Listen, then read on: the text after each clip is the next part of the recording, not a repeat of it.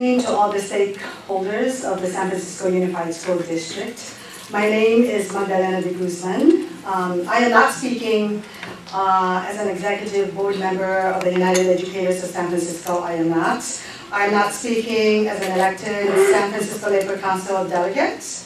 I am not speaking as a member of the Public Education Enrichment Fund Community Advisory Committee. I am speaking as an active member and advocate for the Filipino-American community, and as a teacher and colleague of Ms. Cristina Alejo. She is one of the 33 teachers who are recommended to be re-elected for next year. And so that's why the Filipino community is here in such a short time that we organized the Filipino community. Can you please stand up, please? Stand up, the Filipino community. Thank you. We have signs that says fraud practice, rescind, rescind, rescind, stop the injustice, injustice for all teachers. You know, why do we have this? Thank you very much. You may sit down. We have organized the Filipino-American community around reopening of the Filipino Education Center, strengthening the Filipino bilingual enrichment program, extending the K-3 K-5 program at Bessie Carmichael Filipino Education Center to 8th grade. She was the co-founder and the former director of the Filipino Education Center Galing Bata After School program. So her vision, her mission, objectives, practices, implementation, they're all alive there at Bessie Carmichael and also at the Filipino Education Center. We are taking care of the students, but not only that, she's also across the San Francisco city in the southeast of San Francisco. She was with the Star King for like 14 years as a paraprofessional, and her first year as a probationary teacher there at the Star King. I also would like to, with her permission, pass to you the evaluation, stellar evaluation of her teaching performance from that school. Cristina Alejo is really an amazing teacher. With her permission, I want to share an excerpt from the summary evaluation during her first year as a probationary teacher. Ms. Alejo has acquired great many strategies for engaging and supporting students. In particular, a quality that infuses Mrs. Alejo's classroom is tenacity and a palpable belief that all students can achieve to high levels. Okay? That's an amazing evaluation from her first year as a probationary teacher from her principal. Strategies for engagement have included concrete incentive systems, a morning greeting that acknowledges students from multiple language backgrounds, and regular connections to her students' parents, usually face-to-face. How many teachers do that? Cristina Alejo welcomes that, so that the homeschool link can add resilience to her students' learning habits. So to not re-elect her is really a loss to not just the Filipino community, I think to a very diverse San Francisco community. She's excellent with all students of color. The Filipino teachers is only 5% of the San Francisco Unified, employees. We need more Filipino teachers. We need more teachers of color, and to put her on the chopping block with all the, great evaluations and a promising evaluation even from Flynn, it's really shocking to us, and that's why we're here. Thank you very much. Rescind her name, re-elect Cristina Alejo to tenure status. Good night. Yvonne Hidalgo, I'm a teacher at Grand Elementary, and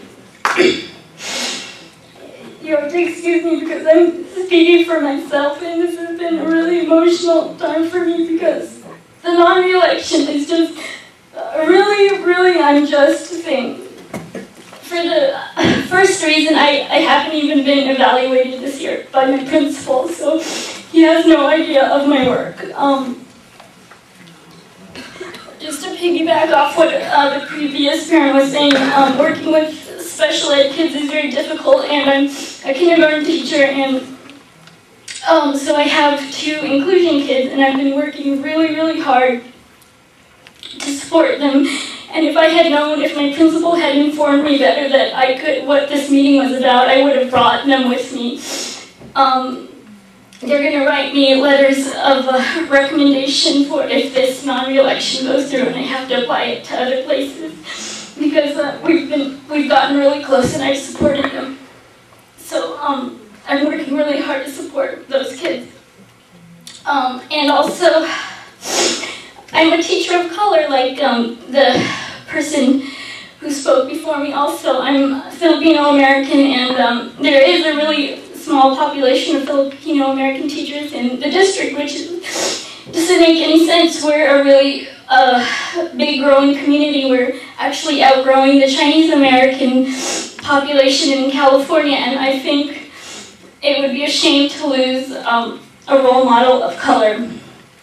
And just to kind of sum up why I think non-reelection is unjust, because principals are to teachers as I think teachers are to students. So non-reelection without cause, which is what I got, is like expulsion without cause. So it doesn't make any sense. I think there needs to, thank you. I think there needs to be a lot more principal accountability.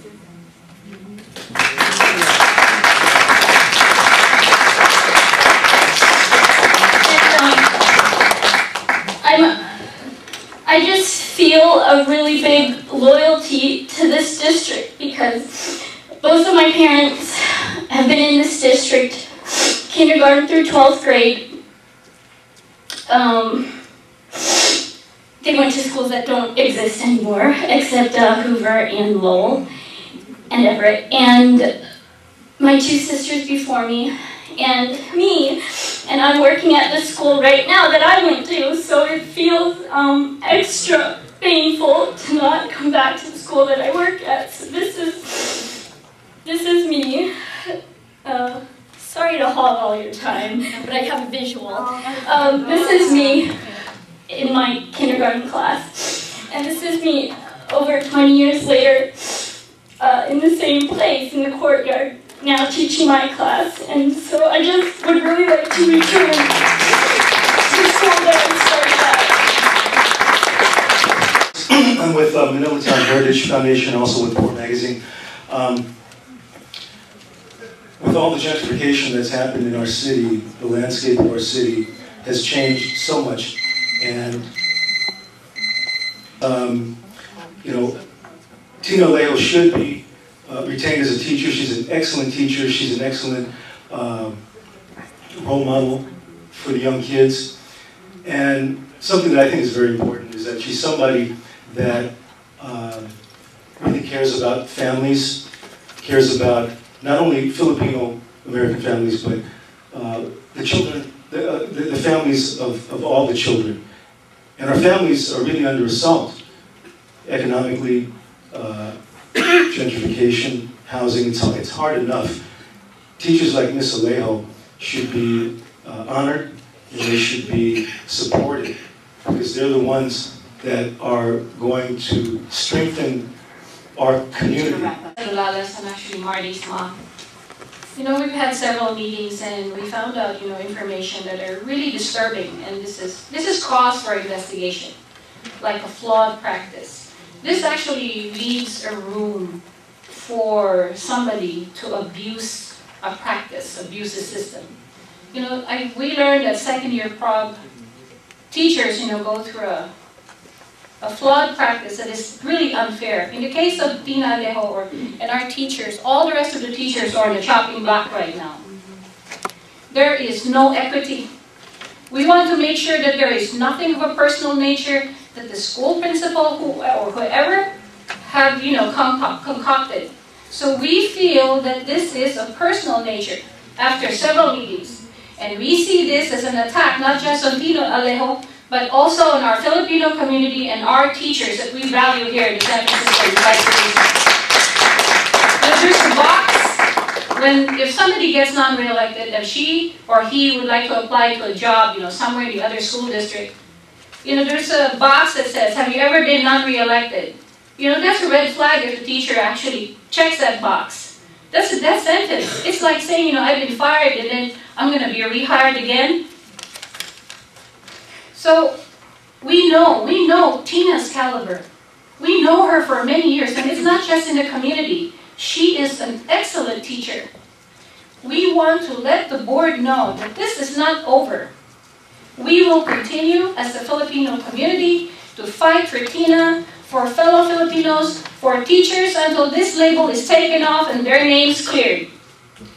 You realize that what this district did is unfair, unjust, and it entirely affects the lives of Tina and the rest of the teachers. Hence, the quality of their life and teaching are affected. A single mother of 2 children who are going to college, and she's taking care of her children, taking care of her dad. You guys are barking on the wrong tree. We want Tina's name cleared, rescinded now, and we want to make sure that you give her back full benefits and salary back, and all of the teachers who are on the chopping block right now.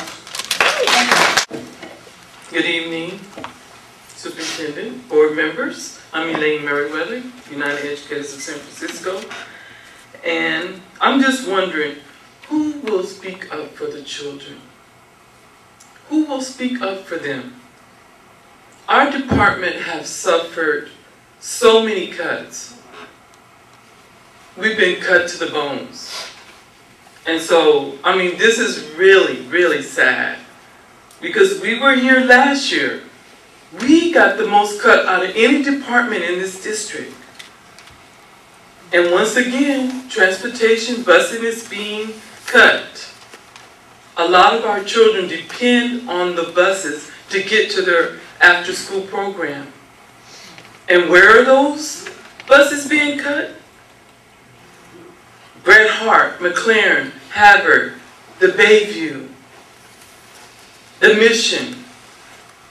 These are our children. They look like me. They look like you, Mr. Carranza. And they're the ones that's going to suffer when parents have to take 3 buses just to pick up their children across town, then go back to their own community.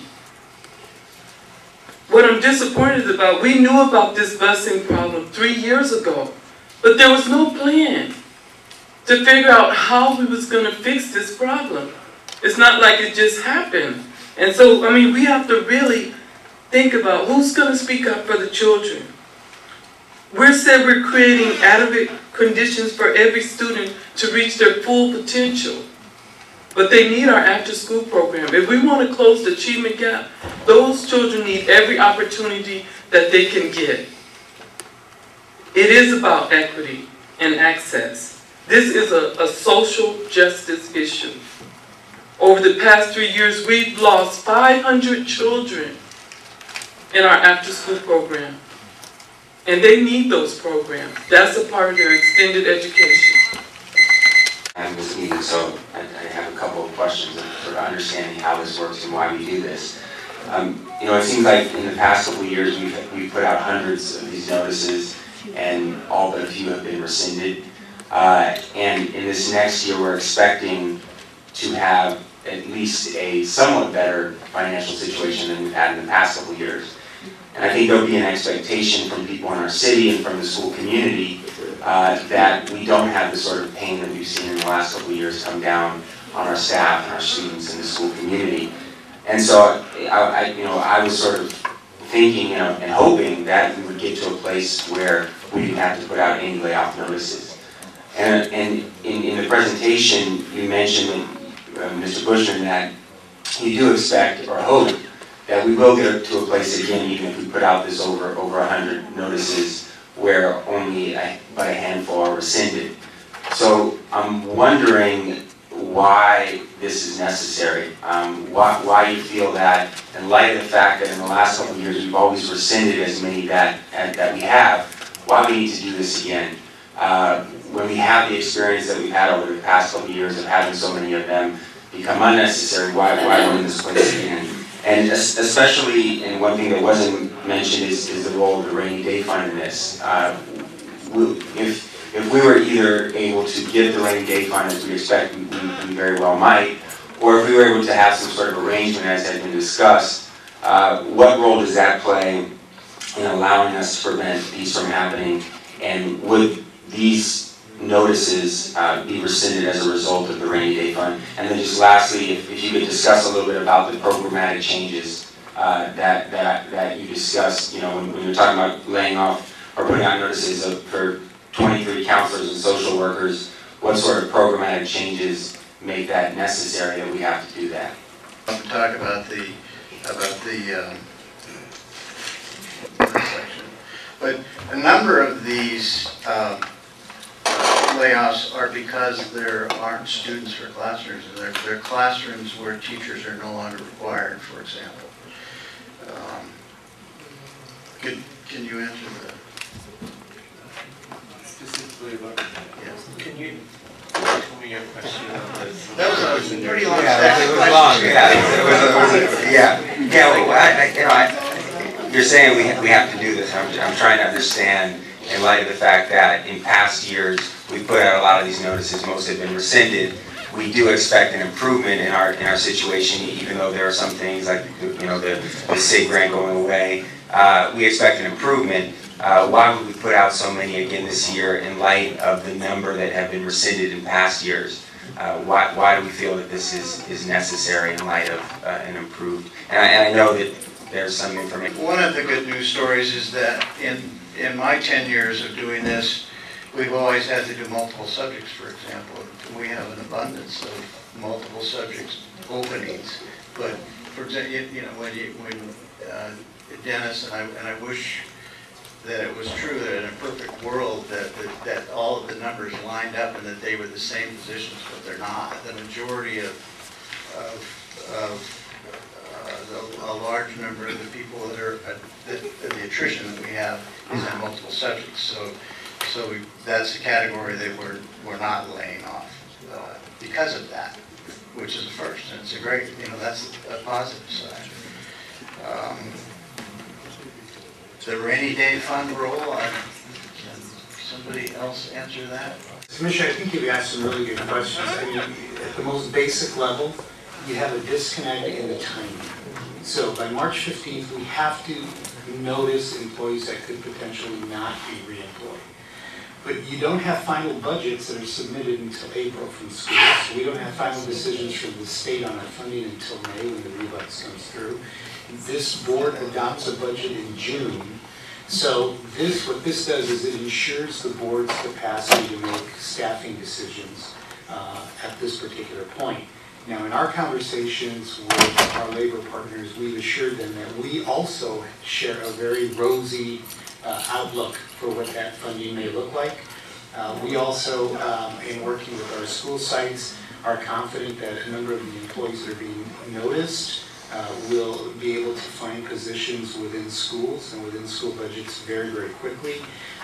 If you notice the slide number 9 that President Kelly referred to, I'm really glad he referred to that.